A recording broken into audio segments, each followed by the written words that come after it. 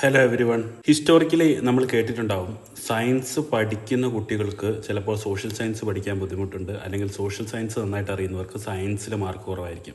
രണ്ട് ഇൻവേഴ്സ്ലി പ്രൊപ്പോർഷണലായിട്ട് മുമ്പോട്ട് പോകുന്ന കുറേ കേസ് സ്റ്റഡികളുണ്ട്. ഇതിൽ എന്തെങ്കിലും യാഥാർത്ഥ്യം ഉണ്ടോ എന്നുള്ളൊരു കാര്യമാണ് നമ്മളിവിടെ ചെക്ക് ചെയ്യാൻ പോകുന്നത്. ശരിക്കും ഇത് രണ്ടും പഠിക്കാൻ രണ്ട് തരത്തിലുള്ള അഭിരുചികൾ ആവശ്യമാണോ എന്നാണ് നമ്മൾ ഇന്ന് ചെക്ക് ചെയ്യാൻ പോകുന്നത്. ഇന്ന് നമ്മുടെ ഫ്രണ്ടില് ക്ലാസ് +2 പഠിക്കുന്ന ഒരു കുട്ടീന്റെ സാറ്റ് ടെസ്റ്റ് ആണ്. ഇതിലെ നോളജ് ടെസ്റ്റിൽ നമുക്ക് കാണാൻ പറ്റും സയൻസ് സബ്ജക്റ്റുകൾ ഫാർ ബെറ്റർ ആണ് കമ്പയർഡ് ടു സോഷ്യൽ സയൻസ് സബ്ജക്റ്റുകൾ എന്നുള്ളൊരു കാര്യമാണ്. അപ്പോൾ നമ്മുടെ അനുമാനം എന്ന് പറഞ്ഞാൽ സയൻസ് സബ്ജക്റ്റുകൾ ഒരു പേസിൽ പോകുന്നു, സോഷ്യൽ സയൻസ് സബ്ജക്റ്റുകൾ വേറൊരു പേസിൽ ഡിക്ലൈൻ ചെയ്ത് പോകുന്നു എന്നൊരു കാര്യം. ഇതിന് ആപ്റ്റിറ്റ്യൂഡുമായിട്ട് എന്തെങ്കിലും ബന്ധമുണ്ടോ എന്നുള്ളൊരു കാര്യമാണ് നമ്മൾ ചെക്ക് ചെയ്യാൻ പോകുന്നത്. നമുക്ക് ഇവിടെ കാണാം, ഇവിടെ സാറ്റിന്റെ ഹിസ്റ്റോറിക്കൽ ആയിട്ടുള്ള ഡാറ്റ വെച്ച് ഓരോ സബ്ജക്റ്റുകൾക്കും വളരെ എസെൻഷ്യലായി വേണ്ട കുറെ ആപ്റ്റിറ്റ്യൂഡ്സ് ആണ് ഇവിടെ മാപ്പ് ചെയ്തിരിക്കുന്നത്. ഈ കുട്ടിക്ക് എല്ലാ സബ്ജക്റ്റുകളും ആപ്റ്റിറ്റ്യൂഡ് അലൈൻമെന്റ് കറക്റ്റ് ആണ്. അതിനർത്ഥം ഈ കുട്ടിക്ക് ഈ സബ്ജക്റ്റുകൾ സോഷ്യൽ സയൻസ് പഠിക്കാൻ വേണ്ടിയിട്ട് ആപ്റ്റിറ്റ്യൂഡിന്റെ ബാരിയറുകളൊന്നും ഉണ്ടായിട്ടില്ല. അതായത് ആപ്റ്റിറ്റ്യൂഡിന്റെ കുറവുകൾ എവിടെയും വന്നിട്ടില്ല.